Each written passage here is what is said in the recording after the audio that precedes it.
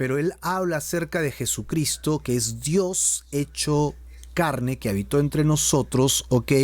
Pero él no se aferró a la divinidad como algo en qué quedarse, sino que por amor se desprende de eso, ¿ok? Y se hizo siervo y fue obediente hasta la muerte y muerte de cruz. Bueno, estoy resumiendo ese poema, ¿no? Y entonces, como consecuencia, Dios lo va a exaltar hasta lo sumo, y le va a conferir un nombre que es sobre todo nombre, lo cual hemos leído también en detalle, para que en el nombre de Jesús se doble toda rodilla de los que están en los cielos y en la tierra y debajo de la tierra, y finalmente toda lengua confiese, ¿qué cosa? Que Jesucristo es el Mesías, el Señor, ¿no? Dios sobre todas las cosas. Este pasaje es realmente maravilloso. Ahora, yo quiero llevar este pasaje un poquito más allá para que juntos lo podamos ver un poquito más en detalle, porque este es el centro. Yo te animo a que tú memorices esta sección, versículos del 6 al 11, y los tengas presente contigo, ¿sí? Todos los días dale una pequeña leída. Acá está el gráfico. Otra vez, Jesucristo está glorificado siempre en el cielo. Y eso lo podemos encontrar en la palabra de Dios. Y vamos a ver que Jesucristo se convierte en un siervo a diferencia del primer siervo. Ok, lo que encontramos nosotros a un lado es al hombre, ¿no? Dios, ¿no? Que por medio de Jesucristo, dice Colosenses, se hicieron todas las cosas y en Él son todas las cosas y hechas por Él y para Él. Es decir, Jesucristo es el creador de todas las cosas. El Padre es creador de todas las cosas. El Espíritu Santo estuvo en la creación formando todas las cosas. Los tres son creador porque los tres son Dios, la Trinidad en acción, ¿no? Padre, Hijo y Espíritu Santo como los conocemos. Así que Jesucristo es quien te creó a ti y me creó a mí también. Amén. Dios crea al hombre a su imagen y semejanza, si tú lo ves en el libro de Génesis. ¿Y qué le pide Dios a Adán? Lo que le pide a Adán es que le obedezca, que le siga, que haga su voluntad. Pero dice que este primer Adán lo que quiere hacer es convertirse en Dios también. Sí, saquemos al diablo de la ecuación un ratito y veamos la voluntad del hombre, ¿no? El hombre accedió y dijo, sí, yo quiero ser como Dios, y entonces pues desobedece al Señor.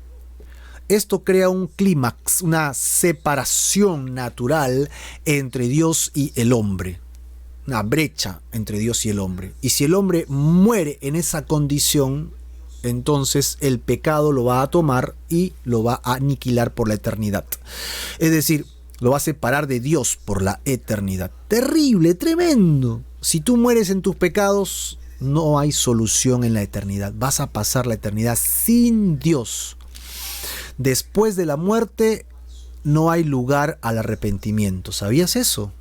Esa es una noticia que tienes que tomar en cuenta si no quieres seguir a Dios ahora. Obviamente, si sigues a Dios, ya lo tienes claro. Pero después que mueras, ya no hay oportunidad de redención ni de salvación. Solamente en vida es que Dios permite que suceda estas cosas. Y que hoy día es el mejor día para arrepentirte del pecado. Tú dirás, pero el que pecó fue Adán.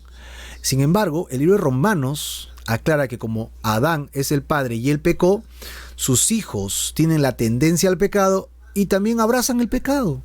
Y así todos sus hijos hasta hoy día. De tal manera que todos los seres humanos pecamos.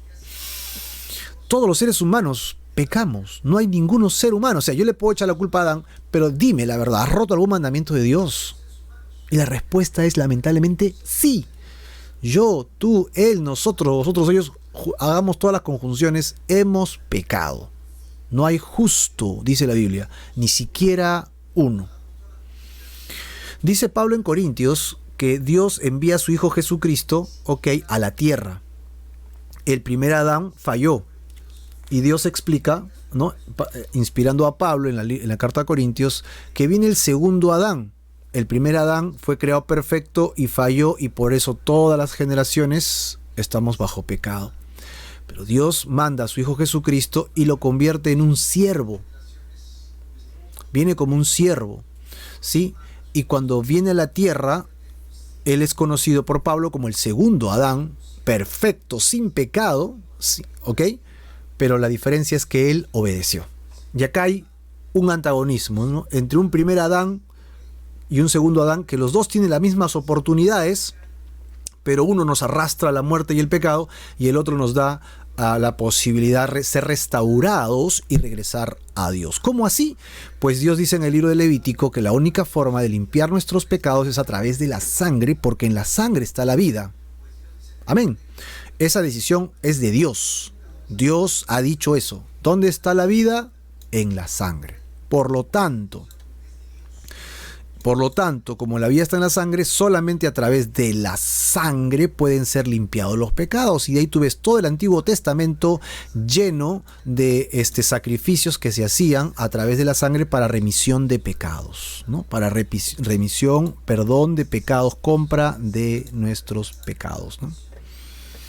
Elenita dice, Adán pecó y con ello contaminó a toda la creación. Sí, correcto, ¿no? Porque luego, después de que habla del hombre, la maldición bajo el hombre, dice, la tierra será maldita por causa de tu pecado. Entonces, Adán y Eva, ¿no?, por culpa de su decisión, es que ha abierto las puertas del pecado, y el pecado tiene victoria, ¿no? El pecado tiene una victoria terrible, porque ese pecado es lo único que nos ata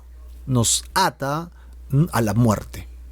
Si tú hubieras nacido sin pecado y vivir sin pecado y murieses por algún motivo, la muerte no te puede agarrar.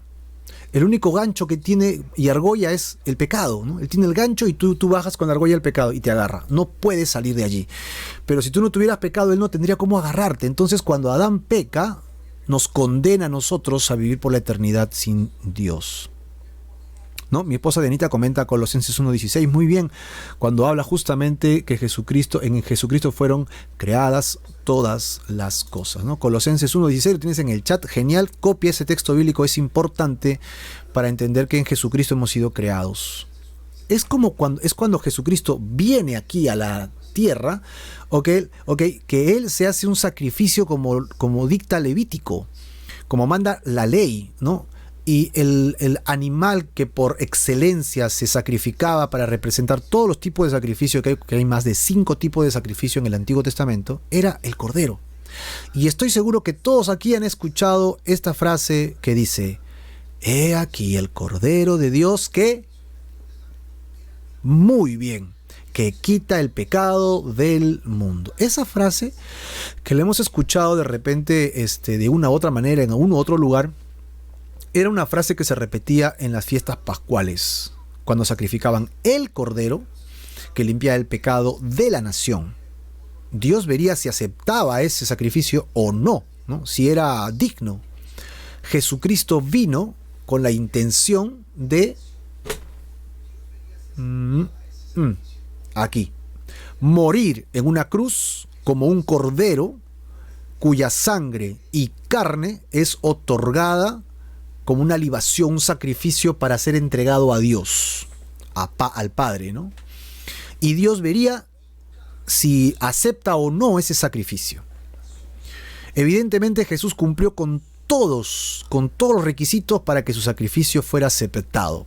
Nació sin pecado, vivió sin pecado, fue tentado en todo, dice Hebreo, ¿no? En todo fue tentado según nuestra semejanza, pero nunca pecó. Así que vivió sin pecado, y en el momento de morir ni siquiera renegó de aquellos que lo clavaban y lo crucificaban y lo humillaban. Tremendo Jesús. Jesús muere en ese cuerpo porque le quitan la vida, ¿ok? Pero ¿qué pasó? La muerte no encontró la argolla para agarrarlo, no había pecado. Por eso es que Jesucristo resucita entre los muertos, como estaba profetizado, al tercer día, y vence a la muerte con la misma muerte. ¡Qué paradoja! Vence a la muerte con la muerte. Lo que te estoy diciendo ahora no es una historia para niños. Esta historia que te estoy contando es la historia. Es la historia que tú debes meditar todos los días, en tu oración, en tu corazón. Meditarla constantemente, porque mediante esto es la salvación. Así que si Jesucristo murió en la cruz y pagó el precio del pecado, la única forma, escúchame bien, la única forma en que tú puedes encontrar salvación es cuando pones tu fe en la cruz de Jesucristo. que Él es tu sustituto. Yo, Marco, debería haber sido crucificado en esta cruz. Y aún así no hubiera podido pagar el precio de mi pecado. Es el amor de Dios que sobrepasa mi entendimiento, que me regala lo que no merezco, gracia sobre mi vida, a través de la cruz de Jesucristo. Y allí es donde la sangre gota a gota derramada por mi pecado me limpia de mi maldad. Ante los ojos de Dios, soy restaurado como el primer Adán que nació sin pecado, y podría yo regresar a reinar y a servir como Dios lo había programado en el Génesis. ¿Pero cuándo? Como todavía ha de nacer mucha gente, Dios ha decidido que eso será el final de los tiempos y ha prometido, que Jesucristo, una vez que ha resucitado entre los muertos, ascienda al cielo y sea glorificado como fue en el principio. Es restaurada la posición de Jesucristo. Amén. Y entonces nosotros que estamos creyendo en esta historia y la muerte y resurrección de Jesucristo, y arrepentidos obviamente de nuestros pecados, ya prometo no ejercitar más en el pecado. Prometo ejercitarme en lo que dice la palabra de Dios. Prometo ejercitarme en las escrituras, a ser fiel a la palabra, ¿no? Y entonces cuando yo hago estas promesas, Dios me regala la vida eterna.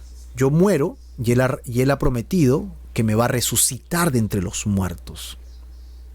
¿Sí? Que Él me va a resucitar de entre los muertos y darme vida eterna juntamente con Él. Mi esposa Dianita comenta 1 Corintios 15, 22. Porque así como en Adán todos mueren, también en Cristo Jesús serán vivificados. Amén, ¿no? Y Betty dice, muy bien, Jesús tomó nuestro lugar en la cruz. Igualmente, Elenita dice, si no fuera por el sacrificio de Jesús en la cruz, estaríamos desahuciados, condenados a morir por la eternidad, que no significa desaparecer, ¿verdad? Significa vivir lejos de Dios por la eternidad. Y al final del milenio, serán resucitados, porque yo no seré resucitado, serán resucitados para muerte eterna y lanzados al infierno. Vamos a resumirlo ahí. Entonces la historia no acaba acá. Somos espíritu en esencia. Tú eres espíritu, yo soy espíritu, rodeados en este envase de cuerpo que está feneciendo, ¿no? Que está muriendo poco a poco, y que se nos ha prometido otro cuerpo con el que sí podremos vivir por la eternidad. Y con ese nuevo cuerpo, y también los que estemos vivos y también los que estén en el cielo, vamos a doblar rodillas y confesar el señorío de Jesucristo, con el cual reinaremos por la eternidad. Acá estoy nuevamente resumiendo, el plan de salvación. Estoy resumiendo la idea de Filipenses con relación al mensaje que está dando en el centro como el poema. Así que te animo a memorizar, por favor, Filipenses 2 del 6 al 11, ¿no? Para que lo puedas tener claro en tu corazón y en tu mente todos los días, como un poema. Y lo voy a leer ahora. El cual, siendo en forma de Dios, no estimó el ser igual a Dios como cosa que aferrarse, sino que se despojó, ¿no?, a sí mismo, tomando forma de ¿qué? De siervo, hecho semejante a los hombres, y estando en la condición de hombre, se humilló a sí mismo, haciéndose obediente hasta la muerte de cruz, por lo cual Dios, después de resucitarlo, lo exaltó hasta lo sumo y le dio un nombre que es sobre todo nombre. ¿Para qué? Para que en el nombre de Jesús se doble toda rodilla de los que están en los cielos, la tierra y debajo de la tierra, y toda lengua confiese que Jesucristo es el Señor, para gloria de Dios Padre. Amén.